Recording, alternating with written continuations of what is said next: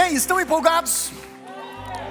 Preparados para ouvir a mensagem de Deus para a gente, para as nossas vidas hoje? Aqui online, a gente está aqui com uma grande expectativa. Mês de dezembro chegou. Quem já preparou a sua árvore de Natal lá em casa?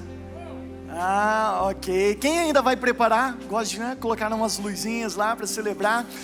Vamos fazer uma pergunta aqui rapidinho, vamos descobrir como é que está a movimentação das pessoas. Eu sei que agora algumas pessoas estão se movimentando. Alguém vai viajar nesse período de Natal?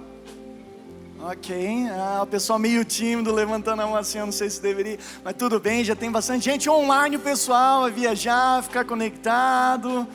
Muito bem. Nós sabemos que a gente vai passar um Natal diferente, mas vai ser especial.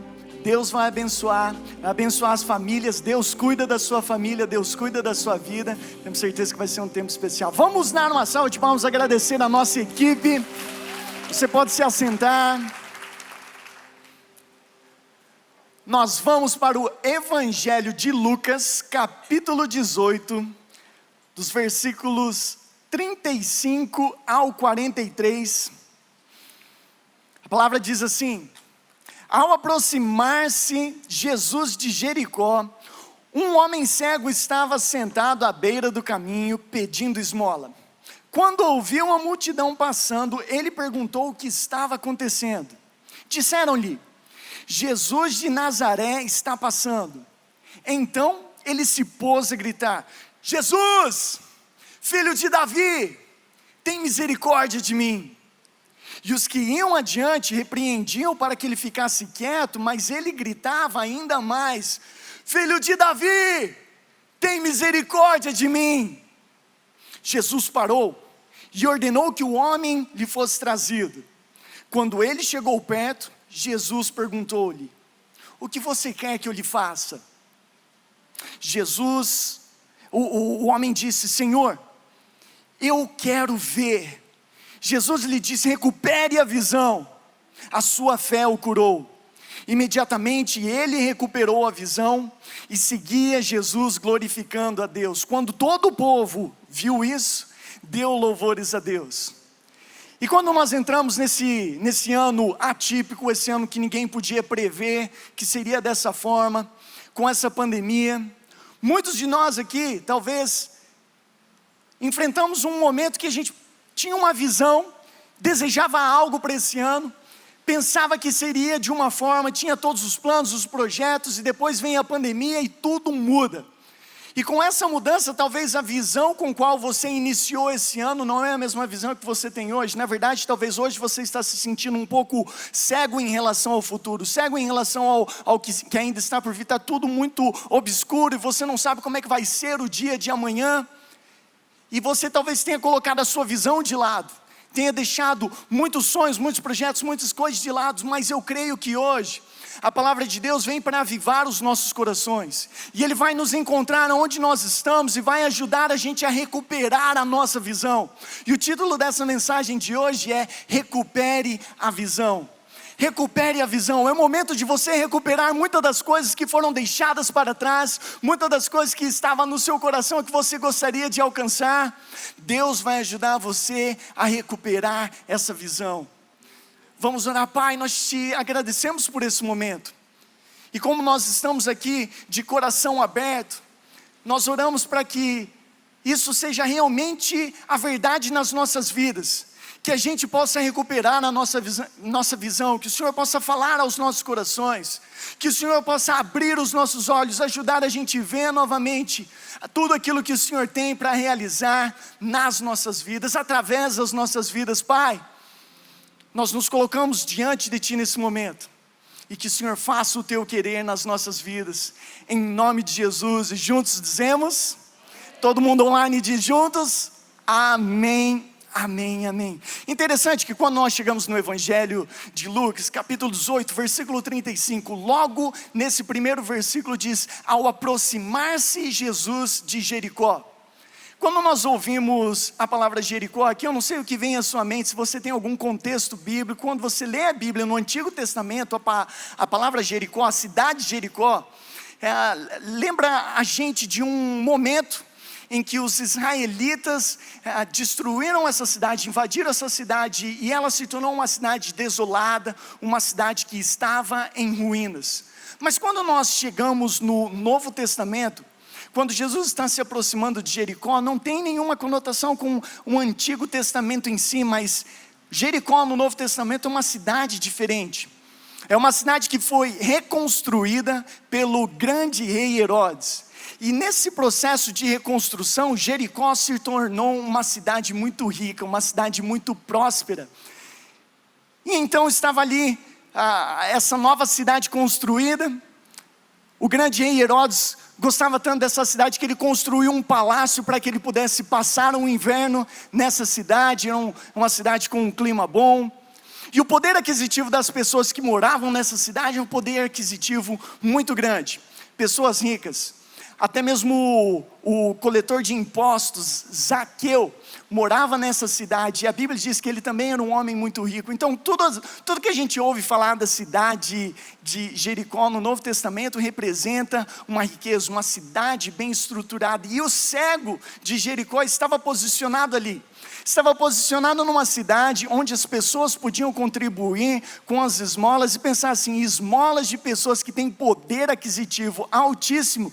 Para a pessoa que está dando uma esmola e tem um poder aquisitivo alto, talvez não é simplesmente uma esmola para ela, mas para a pessoa que está recebendo é algo grande, é uma grande contribuição, isso faz a diferença na vida da pessoa. Eu me lembro que morando na Austrália, a gente tinha durante um ano, alguns dias que a gente chamava de Council Cleanup, que é o dia que a prefeitura reserva para ajudar as pessoas a fazer uma limpeza nas suas casas, não uma limpeza, uma faxina, mas se tem um móvel que está quebrado, se tem algum móvel que a pessoa quer se desfazer, algum eletrodoméstico, elas podem então colocar na frente das suas casas, elas podem colocar ali que depois vem o caminhão da prefeitura retirando todas as coisas. E é interessante que nos bairros mais ricos, nos bairros de maior poder aquisitivo, as pessoas que descartavam aquilo que elas tinham, elas descartavam coisas de altíssima qualidade. Por quê? Porque, vamos dizer assim, saía a última geladeira, uma geladeira Smart, e ela não tinha essa geladeira Smart ainda na sua casa, ela ia comprar a nova geladeira e colocava uma geladeira de boa qualidade lá na frente da sua casa, as pessoas poderiam pegar. Às vezes podia ser uma TV, podia ser móveis, podia ser várias coisas e as pessoas descartavam, ao ponto de que algumas pessoas na Austrália até alugavam um caminhãozinho para que elas pudessem passar nesses bairros, recolhendo alguns desses móveis que estavam sendo descartados, para que elas pudessem usar como móvel de alta qualidade nas suas casas. Então, quando uma pessoa de poder aquisitivo muito alto dá uma esmola, às vezes essa esmola já para uma outra pessoa é algo muito valioso.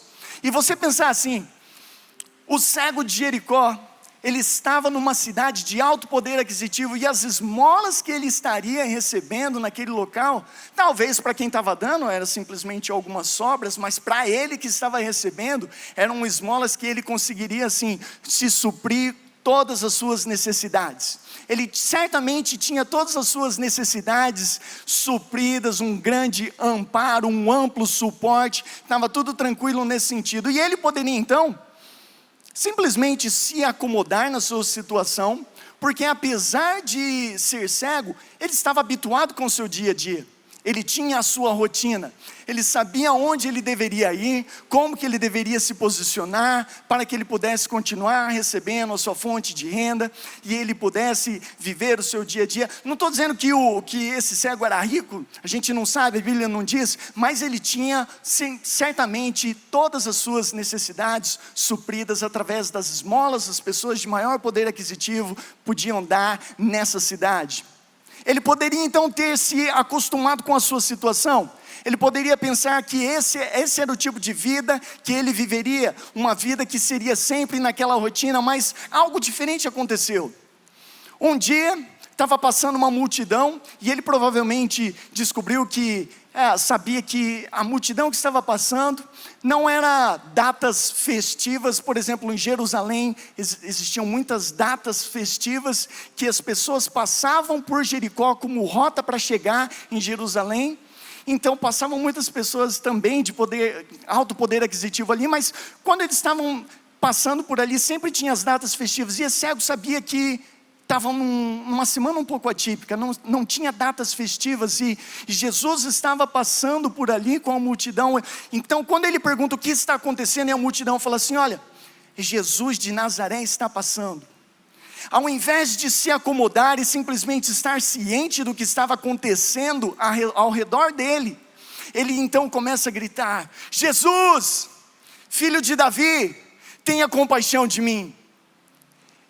E quando ele começa a clamar: Jesus, filho de Davi, tenha compaixão de mim, ele começou então num processo para recuperar a sua visão. E existem aqui 3 atitudes que ele tomou, que ajudou ele a se posicionar para recuperar a sua visão, e que a gente pode aprender a partir deles também. Vamos lá, ponto número 1, atitude número 1, é vencer o comodismo. Ele poderia ter se acostumado na sua situação, recebendo aquela fonte de renda garantida, tendo ali aquele seu dia a dia. Ele saberia que ele estaria com o suporte necessário para o seu dia a dia, mas ele chegou e falou assim: não, eu quero algo diferente para a minha vida. Eu quero algo diferente. Quando ele ouviu que Jesus estava passando, Jesus, um líder que a multidão estava seguindo, ele começou a clamar pelo nome de Jesus Cristo, porque ele não queria ficar naquela vida acomodada, ele queria algo diferente. Então ele clama pelo nome de Jesus Cristo. E todas as vezes que nós permitirmos o comodismo nas nossas vidas, nós vamos nos tornarmos espectadores daquilo que acontece ao nosso redor. Mas nós não fomos chamados para sermos espectadores daquilo que Deus está fazendo. Nós somos chamados para sermos participantes daquilo que Deus está fazendo.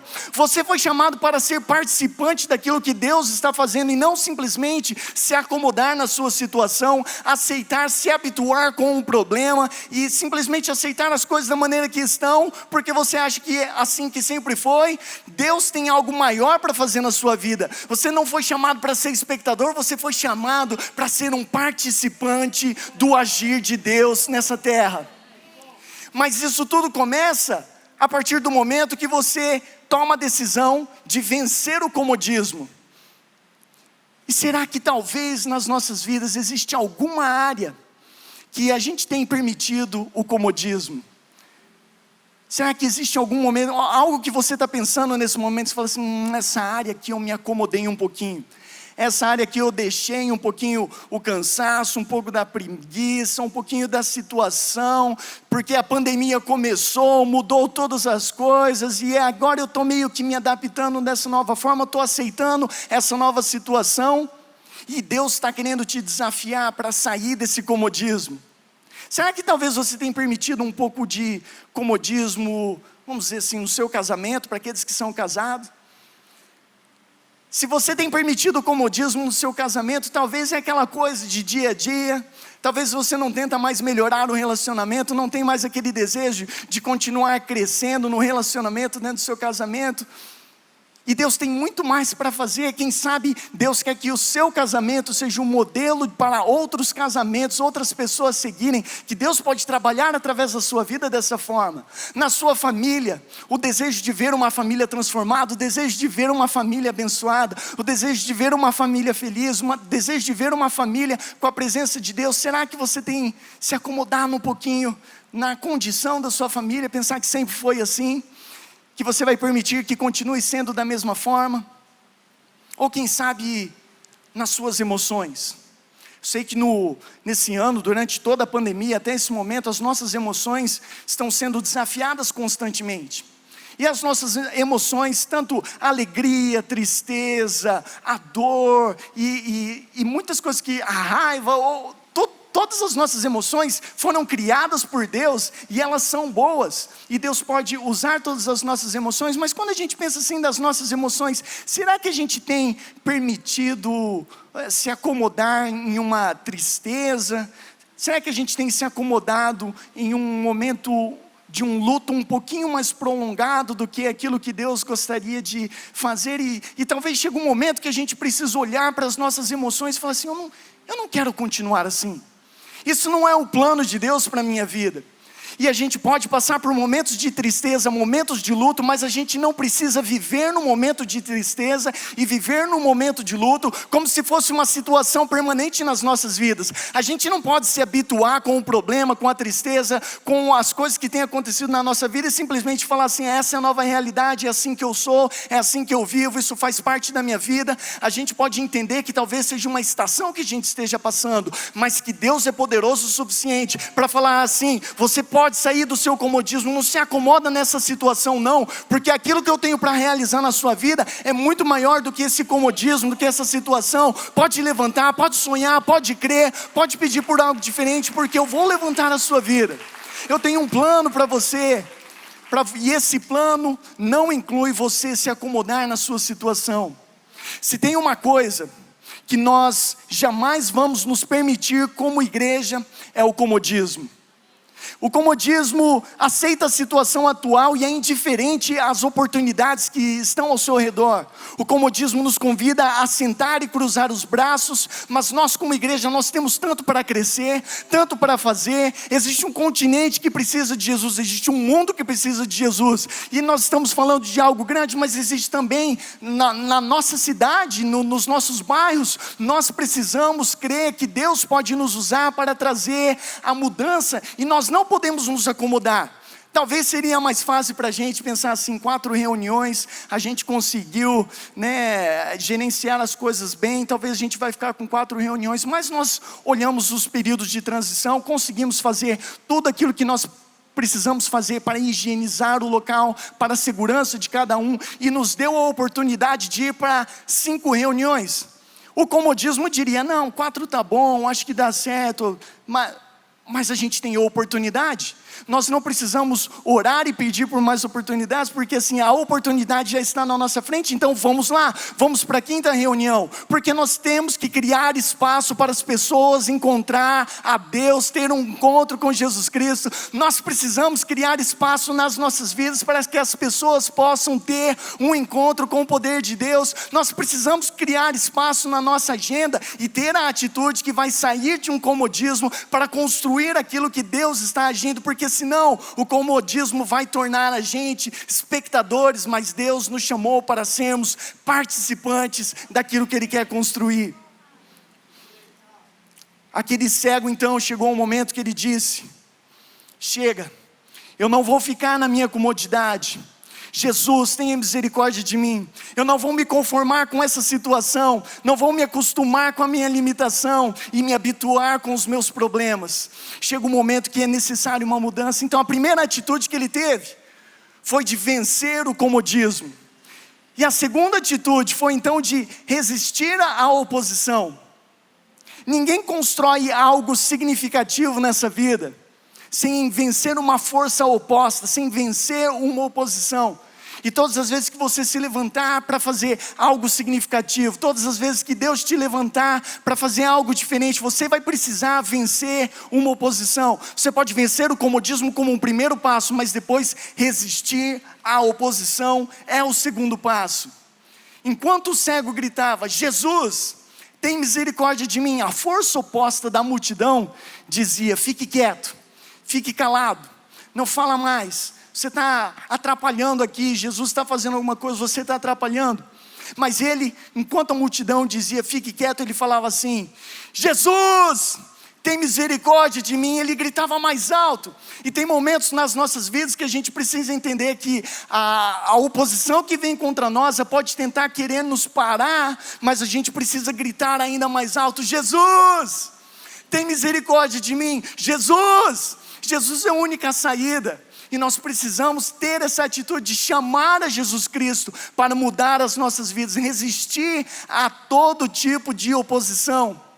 Isso é interessante que nós como igreja, quando nós começamos essa estação Coração pela Casa, e nós começamos os 21 dias de jejum, começamos o nosso devocional, como igreja a gente abraçou essa visão. E quando a gente começou, eu lembro no primeiro final de semana, conversando com algumas pessoas no nosso foyer, ali do lado de fora na verdade, conversando com eles, e teve uma família com quem eu estava conversando, e eu perguntei: e aí, como vai vocês, como estão as coisas? E aí ele começou a me falar a respeito de como estavam as coisas. Falou assim, a coisa na verdade está muito complicada. Começaram quase que a chorar junto, descrevendo a situação, porque de tudo aquilo que estava acontecendo no ano todo, falou assim, essas semanas iniciais do nosso jejum foram as mais difíceis. Todos os problemas de todos os lados nos atacaram, foi um momento de muita intensidade. Então essa semana que passou, eu tenho que ser sincero, não foi a melhor semana, na verdade foi a semana mais difícil de 2020. Mas ao mesmo tempo, essa família tinha uma certa maturidade, falou assim, e eu sei que tudo isso está acontecendo porque nós estamos juntos como igreja, fazendo esse jejum, fazendo esse devocional, e o inimigo não está feliz porque nós estamos fazendo algo contra o inimigo, nós estamos fazendo algo que vai construir, que vai causar um impacto muito grande. E essa maturidade foi incrível, e naquele momento eu olhei para ele e falei assim, eu vou crer junto com você, que ao final desse jejum, você vai ter uma história completamente diferente para contar. Que Deus vai trabalhar de tal forma, Ele vai trazer um testemunho, Ele vai mudar a vida de vocês. E semana passada, que foi a semana que a gente tinha a data oficial do Coração pela Causa, estava conversando com ele, logo após uma reunião de voluntários ali do lado de fora, e ele falou assim, Rafa, eu preciso te contar uma coisa. Lembra que eu estava falando que a situação estava complicada, que a gente tinha muitas coisas ameaçadoras vindo em nossa direção? Ele falou assim, tudo mudou. Tudo aquilo que era ameaça hoje se tornou bênção nas nossas vidas. Tudo aquilo que era uma afronta se tornou uma resposta de Deus, uma bênção de Deus. Deus está usando para trabalhar nas nossas vidas. E todas as vezes que você se levantar para fazer algo significativo, pode ter certeza, o inimigo vai se levantar. Mas você precisa resistir a essa oposição. Por quê? Porque o inimigo na verdade está com medo. Tiago capítulo 4 versículo 7 diz, portanto submetam-se a Deus, resistam ao diabo e ele fugirá de vocês. Agora só foge quem está com medo. Então quando o inimigo se levanta contra você, ele se levanta já sabendo que existe algo na sua vida, ele tenta te intimidar, ele tenta te tirar do caminho, ele tenta fazer você desistir, porque ele vem com grande pressão no começo, porque na verdade ele está com medo. Ele está com medo porque ele sabe que a presença de Deus na sua vida é mais forte. Ele sabe que se você permanecer um pouquinho, ele não vai conseguir resistir. Por isso que quando nós resistimos ao diabo, ele vai fugir de nós. E tem gente aqui enfrentando dificuldades, enfrentando grandes problemas, que talvez você pergunta assim, será que eu estou indo na direção correta? Talvez aquilo que você esteja enfrentando hoje, seja porque você está indo no caminho correto, porque Deus tem grandes coisas para fazer na sua vida, e tudo aquilo que você precisa fazer, é simplesmente resistir, permanecer firme, e no momento que a oposição falar assim, fique quieto, não tente novamente, você grite ainda mais alto, Jesus! Que a tua vontade seja feita, Jesus, eu não vou desistir, Jesus, o Senhor é tudo que eu preciso. E essa é a segunda atitude que nós precisamos carregar, a atitude de resistir à oposição. E a atitude número 3, que nós precisamos pedir por algo grande. Esse cego, ele pediu por algo grande. O cego de Jericó, ele era especialista em pedir. Tudo aquilo que ele fazia no seu dia a dia, era sentar no mesmo local e pedir as suas esmolas. Um poder de persuasão que ele vai crescendo durante o tempo, e ele pode estar ali sempre pedindo esmolas para as pessoas. E a maneira dele pedir sempre refletia que existiam muitas pessoas que estavam dando, mas davam a partir daquilo que sobrava na vida deles. Aquilo que não era tão importante, aquilo que não era tão essencial, eles contribuíam e davam para esse cego. E eu imagino então que no momento que ele chama Jesus, ele fala, Jesus tem misericórdia de mim. Jesus para toda a multidão e vai lá falar com esse cego. Na hora que ele chega para falar com esse cego, ele pergunta assim, o que queres que eu lhe faça? O que eu posso fazer para a sua vida hoje?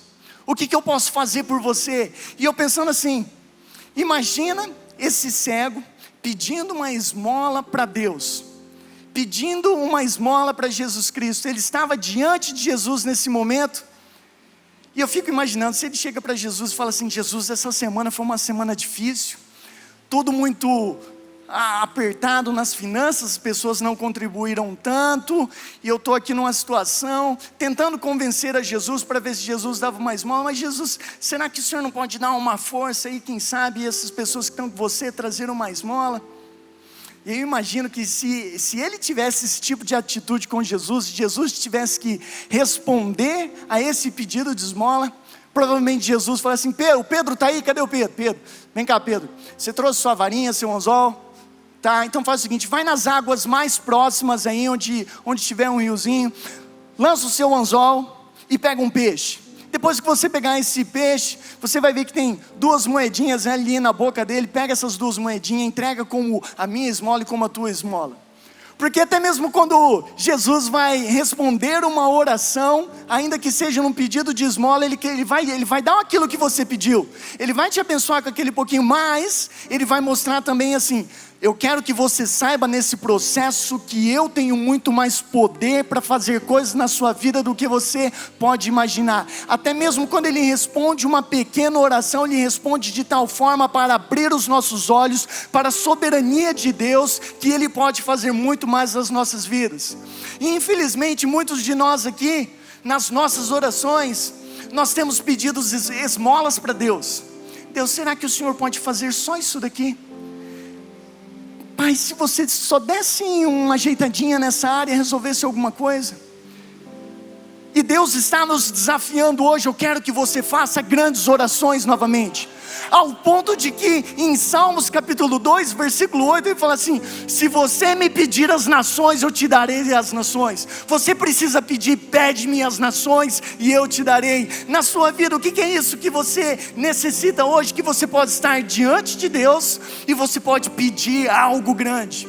E você pode falar assim: Deus, talvez no começo dessa pandemia, talvez as coisas do jeito que elas aconteceram, eu perdi a minha visão por um momento, mas eu quero sair do comodismo, e eu vou lutar contra toda a oposição, e eu quero pedir algo grande para o Senhor. Eu não vou te pedir esmolas, eu quero ver novamente.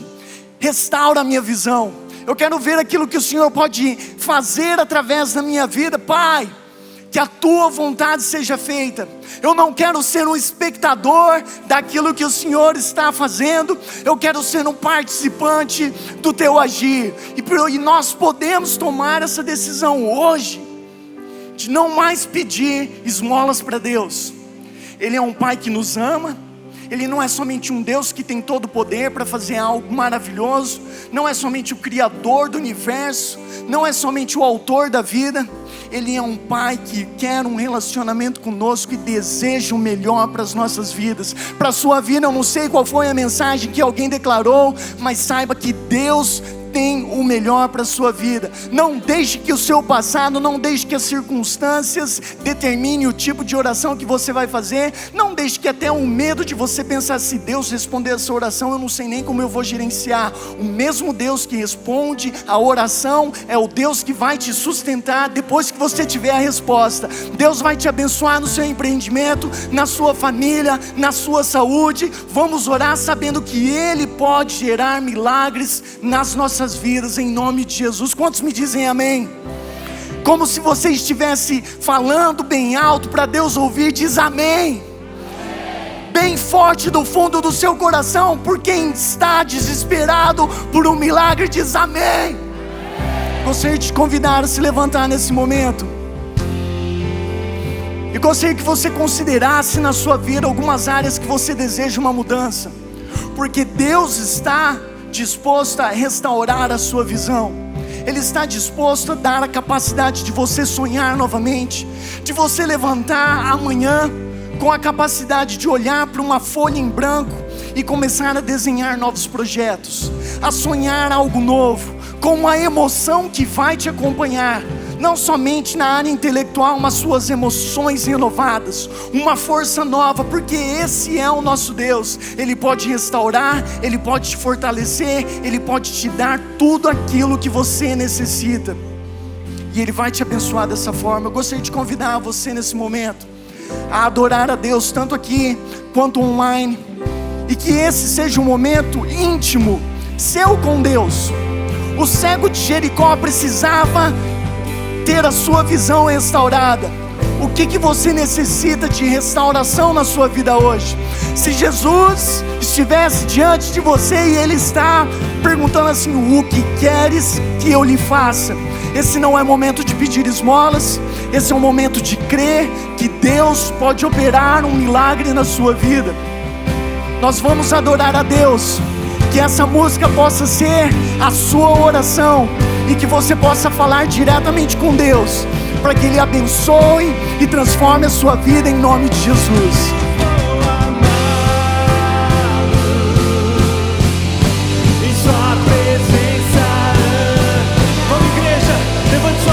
Jesus, a Jesus eu tudo entrego, a Jesus me renderei, para sempre vou amá-lo, em sua presença. Levante sua voz, igreja, mais uma vez, entregar tudo a Jesus. Jesus, eu tudo entrego, a Jesus me renderei, para sempre vou amá-lo, em sua presença andarei.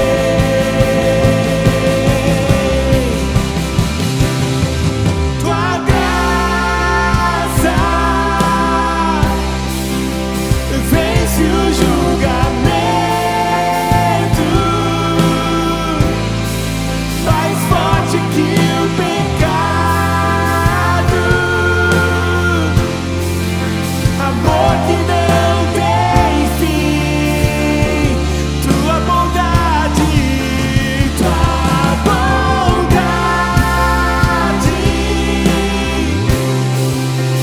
leva-me à verdade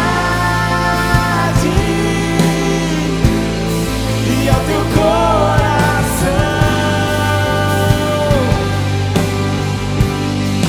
teu coração. Eu quero Deus. Pai, só o Senhor conhece cada pedido de oração que é expressado ao Senhor através de lágrimas, através dos nossos pensamentos, através das nossas emoções. Só o Senhor conhece, Deus, aquilo que o Senhor está avivando em cada vida nesse momento. O Senhor jamais vai levantar a nossa esperança para que ela seja frustrada no dia de amanhã, e tem pessoas aqui que têm tido essa esperança renovada nesse momento. Pai, renova, fortalece, capacita. No lugar do medo, coloca a coragem. No lugar da ansiedade, coloca o descanso. E que o Senhor possa restaurar a visão de cada um, fortalecendo para aqueles que perderam a sua perspectiva por causa dessa pandemia, por causa das adversidades. Pai, nesse momento começa a restaurar. O nosso pedido, Deus, é para que o Senhor faça algo que só o Senhor pode fazer. Nós pedimos por um milagre, por uma transformação, que grandes e novos projetos possam nascer, que o Senhor possa usar a cada um para sermos participantes daquilo que o Senhor está fazendo, e não espectadores. Que a presença do Seu Espírito Santo possa guiar cada um, fortalecer e transformar cada vida, Pai, em nome de Jesus, amém. E esse Deus, Ele nos ama muito, Ele nos ama muito, que Ele está preocupado com cada detalhe das nossas vidas. E não existe nada mais triste quando nós aceitamos viver uma vida que é menos do que aquilo que Deus gostaria que nós vivêssemos. A nossa vida, ela pode ter um significado completamente diferente quando nós estamos em relacionamento com Deus. E quando nós permanecemos em relacionamento com Deus, nós estamos constantemente ouvindo a voz de um Pai que está ali para nos guiar, para nos fortalecer, para nos colocar num caminho que vai gerar um bem-estar, que vai ajudar as nossas vidas no nosso dia a dia. E Ele está preocupado, Ele nos ama tanto, que Ele entregou o seu Filho Jesus Cristo para morrer por nós numa cruz, para que o nosso pecado fosse apagado, que morte não se tornaria a nossa herança, mas que a vida se tornaria a nossa herança. Ele fez esse sacrifício por nós. Então, se você se pergunta hoje se Deus está interessado na sua vida, Ele está interessado 100%, e não para te condenar, não para apontar o dedo e falar as coisas de errado que você tem feito, mas para apontar para um futuro lindo e maravilhoso que Ele tem para a sua vida, uma realidade com a qual o mundo não pode oferecer. Somente aquele que criou todas as coisas, o autor da vida, pode. E eu gostaria de dar uma oportunidade nesse momento para qualquer pessoa que gostaria de dizer sim para esse plano de Deus, dizer sim para um relacionamento com Jesus Cristo, abrir o seu coração e falar assim: eu não quero mais viver da minha maneira, eu quero viver da tua maneira. Que o Senhor hoje possa tomar conta da minha vida. Hoje eu estou disposto a te entregar a minha vida, e que o Senhor possa fazer aquilo que só o Senhor pode fazer. Estou disposto a viver o melhor que o Senhor tem para mim. E eu gostaria de convidar a todos a fechar os olhos nesse momento. Se você está conectado com a gente online também, você pode fechar os olhos aí onde você está. Eu vou contar até 3, quando eu chegar no 3, se você quer dizer sim para Jesus Cristo, levante sua mão bem alta onde você está. Número 1, você foi chamado para ser participante do agir de Deus e não um espectador daquilo que acontece ao seu redor. Número 2, o amor de Deus pela sua vida, Ele é incondicional, Ele é gigantesco, Ele tem o melhor para você. E 3, se você quer dizer sim para Jesus nesse momento, levante sua mão bem alta aí onde você está. Amém. Deus abençoe, Deus abençoe, Deus abençoe, Deus abençoe, Deus abençoe, Deus abençoe, Deus abençoe, Deus abençoe. Muitas pessoas dizendo sim para Jesus. Talvez você já disse sim para Jesus em algum momento, mas você acabou se distanciando dele. E hoje é a oportunidade que você tem de pedir novamente: Jesus, eu quero esse relacionamento, eu quero sonhar grande, eu quero viver aquilo que o Senhor tem para mim. Se o Senhor pode fazer esse milagre na minha vida, eu digo sim para o Senhor hoje. Amém. Sim. Deus abençoe, Deus abençoe, Deus abençoe. Uau, muitas pessoas tomando essa decisão por Jesus. Igreja, vamos juntos nesse momento celebrar, aplaudir todas as pessoas que tomaram essa decisão de abrir o seu coração para Jesus, de começar esse relacionamento. Agora que você tomou essa decisão, eu quero te encorajar ainda mais. Você vai experimentar uma vida totalmente diferente. Jesus Cristo tem algo maravilhoso para realizar na sua vida, e não é simplesmente um sim nesse momento, é uma caminhada, uma jornada com Ele, e tem grandes coisas para realizar. Agora você já levantou a mão, talvez aí na sua casa você já tomou essa decisão, mas que tal nesse momento você pronunciar com suas próprias palavras, permitindo Jesus, falando assim: Jesus, eu quero que o Senhor lidere a minha vida, eu quero que o Senhor esteja no controle da minha vida. E todos juntos aqui e online nós vamos orar como uma família. Diz assim comigo: Senhor Jesus, hoje eu digo sim para os teus planos e propósitos para a minha vida. Perdoa os meus pecados, transforma a minha vida e dá esperança para o meu futuro. Hoje eu decido ser um participante do teu agir. Que a tua vontade seja feita na minha vida. Em teu nome nós oramos e juntos dizemos amém. Vamos celebrar mais uma vez, todos tomando essa decisão por Jesus. Melhor decisão que a gente pode tomar. E tem muito mais para você crescer. Talvez você esteja pensando hoje: e amanhã, como é que faz? Como é que eu posso continuar esse relacionamento com Deus? Sabe que nas pequenas orações você pode conversar com Deus em qualquer momento, você vai sentir uma orientação de Deus na sua vida de forma diferente. Mas nós, como igreja, para a gente seria um prazer poder fazer essa caminhada, ajudando você no seu relacionamento com Deus, crescendo, sendo fortalecido. Nós temos um programa chamado Eu Decidi, para todos aqueles que tomam uma decisão como essa que você tomou hoje, que permite você criar um fundamento muito mais forte, um fundamento bom para você construir a sua vida e o seu relacionamento com Deus. E para aqueles que estão aqui com a gente, você pode usar o QR Code que está à frente do seu assento, clicar lá naquele site, clica no Eu Decidi e a gente entra em contato com você. A gente pode manter essa conversa online também. Se você tomou essa decisão, não deixe de se conectar com a gente. Nós podemos nos encontrar numa chamada de vídeo quarta-feira, para que a gente possa crescer um pouquinho mais, desenvolver um pouquinho mais. Amém?